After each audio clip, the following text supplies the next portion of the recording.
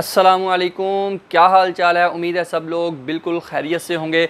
आजकल एक सवाल लोगों के दिलों में, लोगों के जहनों में गर्दिश कर रहा है कि क्या तमाम मोबाइल फ़ोन पाकिस्तान में बैन हो चुके हैं, चूँकि पाकिस्तानी गवर्नमेंट ने तमाम प्रोडक्ट्स जो इंपोर्टेड प्रोडक्ट्स हैं उन सब को बैन कर दिया है, उन सब पर पाबंदी लगा दी है कि कोई भी प्रोडक्ट पाकिस्तान में बाहर के मुल्क से नहीं आएगी। तो इसलिए ये सवाल तो लोगों के जहनों में आता है कि क्या तमाम मोबाइल फ़ोन पाकिस्तान में बैन हो चुके हैं और इस बैन का नतीजा क्या होगा और इसका फ़ायदा या इसका नुकसान क्या होगा।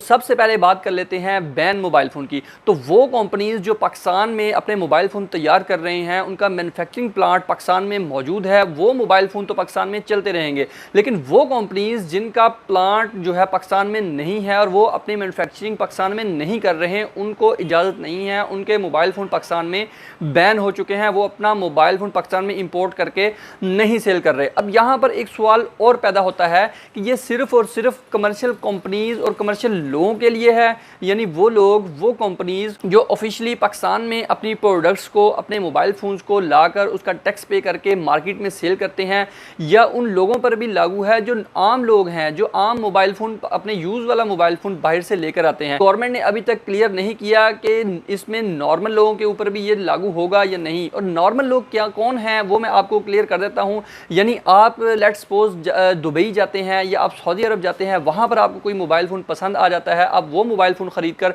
पाकिस्तान में ले आते हैं, तो क्या वो मोबाइल फ़ोन पाकिस्तान में लाने की इजाज़त होगी या नहीं। और अगर पीटीए के सिस्टम ने तमाम इंपोर्टेड मोबाइल की रजिस्ट्रेशन रोक दी तो आई डोंट नो क्या होगा। मसला यहीं पर ख़त्म नहीं होता, क्योंकि अगर मोबाइल फ़ोन्स की इंपोर्ट बंद हो जाती है तो उसका कोई इतना इशू नहीं है, क्योंकि उसके मुतबादिल काफ़ी कंपनीज़, बड़ी बड़ी कंपनीज़ हैं जो पाकिस्तान के अंदर अपने मैन्युफैक्चरिंग प्लांट चला रही हैं। उनमें ओप्पो है, वीवो है, इन्फिनिक्स है, नोकिया के मोबाइल फ़ोन है, वो बहुत अच्छे मोबाइल फ़ोन पाकिस्तानी कस्टमर को प्रोवाइड कर रहे हैं। लेकिन उन्होंने जो मोबाइल एसेसरीज़ के ऊपर, स्पीकर्स के ऊपर, उसके ईयरबड्स के ऊपर, ब्लूटूथ के ऊपर भी पाबंदी लगा दी है, चूँकि इंडस्ट्रियल के तौर पर पाकिस्तान में ये चीज़ें तैयार नहीं हो रही, और अगर तैयार हो भी रही हैं तो उनकी क्वालिटी इतनी बुरी है कि इसका कोई सेंस ही नहीं, उसकी कोई क्वालिटी नहीं, उसका कोई मेयार ही नहीं। गवर्नमेंट के इस फैसले से जो ऑनलाइन बिजनेस करने वाले हैं या इंपोर्टेड माल में डील करने वाले हैं, जो सिर्फ़ और सिर्फ इंपोर्टेड काम ही करते हैं, उनका तो बिज़नेस बिल्कुल बंद हो गया, उनका कारोबार समझो बिल्कुल बंद हो गया। और अगर हम किसी आम आदमी से इस बारे में डिस्कस करते हैं, वो तो ये कहता है कि गवर्नमेंट ने बहुत अच्छा फ़ैसला किया, इससे अमीर लोगों के चौंचले जो हैं वो बिल्कुल बंद हो जाएंगे। तो ऐसा बिल्कुल नहीं है, ये सिर्फ हमारे सोचने की बात है। इससे अमीर लोगों के चौंचले बंद नहीं होने वाले, क्योंकि अमीर आदमी का जब दिल चाहेगा वो टिकट कटवाएगा, दुबई जाएगा और अपने अयाशी करेगा, अपनी मौज मस्ती करेगा। प्रॉब्लम होगी तो आम आदमी को होगी, प्रॉब्लम होगी तो गरीब आदमी को होगी। इसकी मिसाल आप ऐसे समझ लें, एक मिसाल के तौर पर अगर बकरे को बैन कर दिया जाए तो होटल के अंदर जो शेफ़ होगा, जो बकरा बनाता है, होटल मालिक उसको जॉब से निकाल देगा, जॉब से फारिग कर देगा। होटल मालिक को कोई असर नहीं होने वाला। होटल मालिक के पास ऑलरेडी इतना पैसा, इतना माल, इतनी प्रॉपर्टी मौजूद है कि वो इसके मुतबादिल कोई बिज़नेस कर सकता है, कोई काम कर सकता है। लेकिन जो शेफ़ है, उसका जो गुजर बसर था, उसकी जॉब के ऊपर था, उसका इन्हिसार, उसका जो गुजारा था, उसका जो घर चलता था, वो उसकी जॉब के ऊपर चलता था। लेकिन क्योंकि उसकी जॉब चली गई तो इसलिए वो मुश्किल में आ जाएगा, उसका निज़ाम मुश्किल हो जाएगा, उसकी ज़िंदगी गुजारनी मुश्किल हो जाएगी। तो इसलिए इस तरह के फ़ैसलों का अमीर आदमियों के ऊपर, अमीर लोगों के ऊपर कोई असर नहीं होने वाला। इसका जो भी असर होगा वो आम आदमी के ऊपर होगा, वो गरीब आदमी के ऊपर होगा।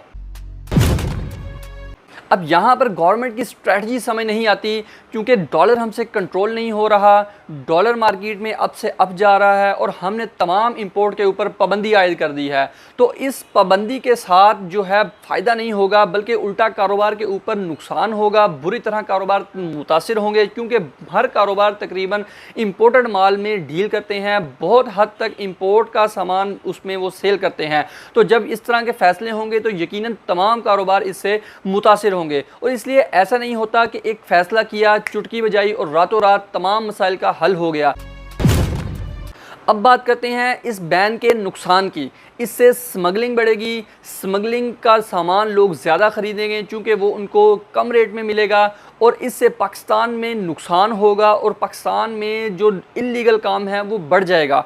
और इसका एक और नुकसान मुल्क को ये होगा कि जो स्मगलिंग करने वाले लोग थे वो काफ़ी हद तक लीगली तौर पर अपने आप को रजिस्टर करवा के टैक्स पे करके इंपोर्ट का काम शुरू कर रहे थे और कईयों ने कर लिया था, तो अब वो भी दोबारा इल्लीगल काम शुरू करेंगे, स्मगलिंग करेंगे। जैसे हम शुरू से देखते आ रहे हैं कि आईफोन शुरू से ही स्मगल होकर पाकिस्तान में आता था और अब तो आईफोन भी पाकिस्तान के अंदर ऑफिशियली पाकिस्तान को टैक्स पे करके सेल होना शुरू हो गया था, तो वो भी रुक जाएगा। और इस तरह पाकिस्तान को ये भी नुकसान होगा कि इस टैक्स जो है, जो कंपनीज टैक्स पे करके पाकिस्तान के अंदर अपना सामान, अपनी प्रोडक्ट सेल करती थी, वो भी रुक जाएगा।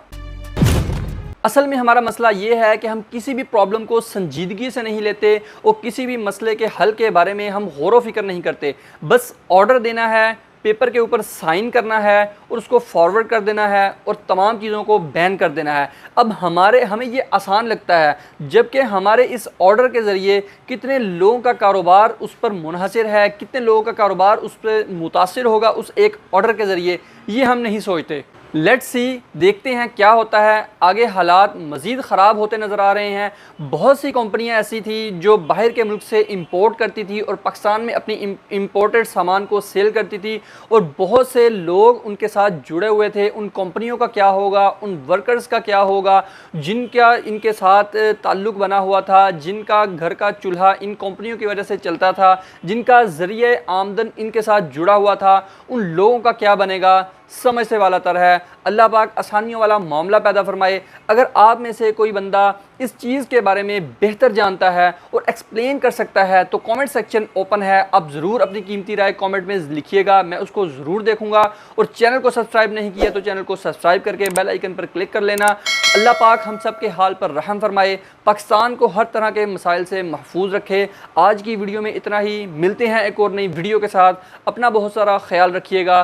पाकिस्तान जिंदाबाद, पाकिस्तान पाइंदाबाद। अल्लाह हाफिज़।